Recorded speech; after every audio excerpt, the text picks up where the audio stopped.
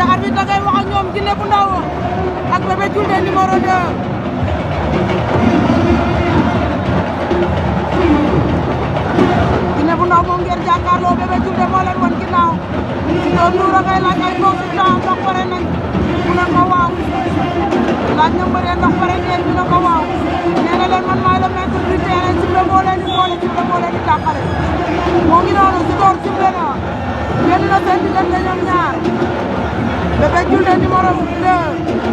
moo leen wan ginnaaw Djiné bu Ndaw wan leen kanam Djiné bu Ndaw Bébé Diouldé numéro 2 ayca moo ngi noonu fii ci biir arène nationale nee na leen Fallou Ndiaye moo fi woote Bawol Bawol bu mag nee na ña ko Bawol Bawol yëpp jàppale moom Fallou Ndiaye waajee ko wax de du samay wax ayca Bébé Diouldé numéro 2 ak Djiné bu Ndaw ay waay ana Djiné bu mag waa boo Djiné sax changé la ñu turam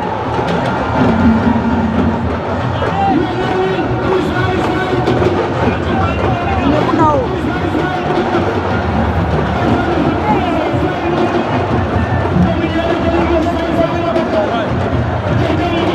Bébé Diouldé numéro 2 ak Djiné bu Ndaw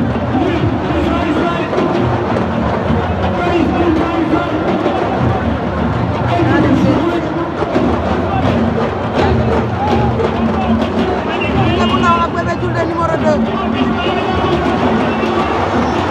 Djiné bu Ndaw Bébé Diouldé numéro 2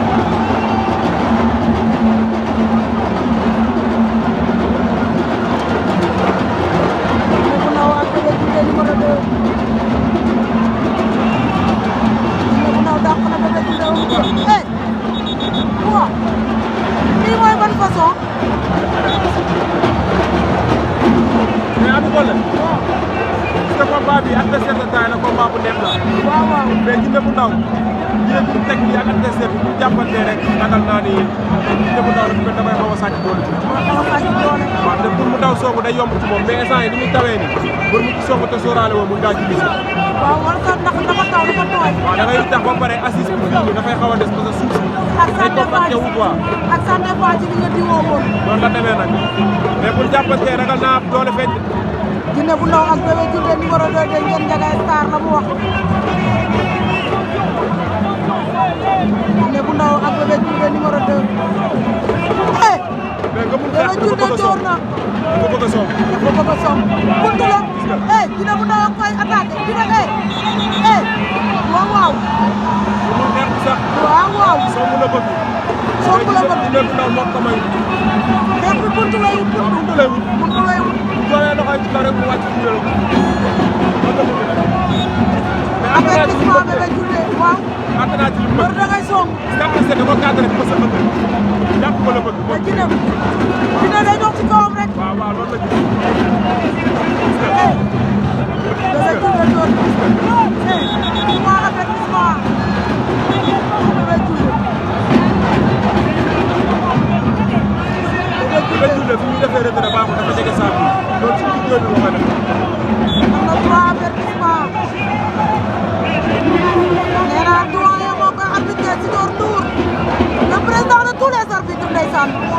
moom Sitor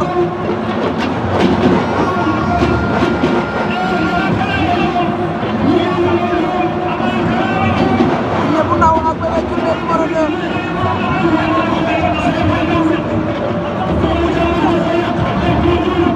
Bébé Diouldé numéro 2 ak Djiné bu Ndaw door Bébé Diouldé numéro 2 ak Djiné bu Ndaw Bébé Diouldé jàppante bi lay bañ mais mu ngi jeexal na quatrième avertissement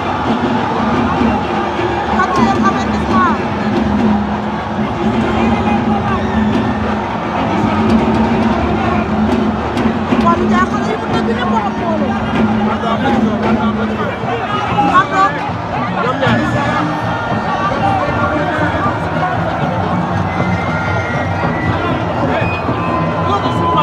dama ko fàtte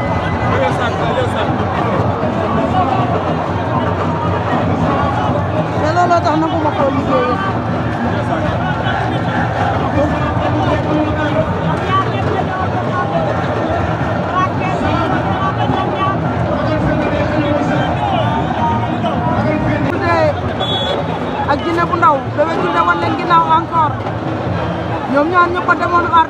Ardo may leen soow ak may leen meew ñëwaat nañu ci géew ñoom ñaar ñu ngay lewtoo ñoom ñaar ñu ngay lewtoo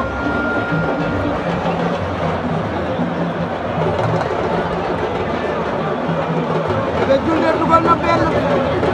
Bébé Diouldé daa bëgg a bëri mais bu jàppante daa bëgg a bëri waaye bu jàppante mais gis nga bu ñu organisé bu dalee mën naa daal da waaw waaw day daal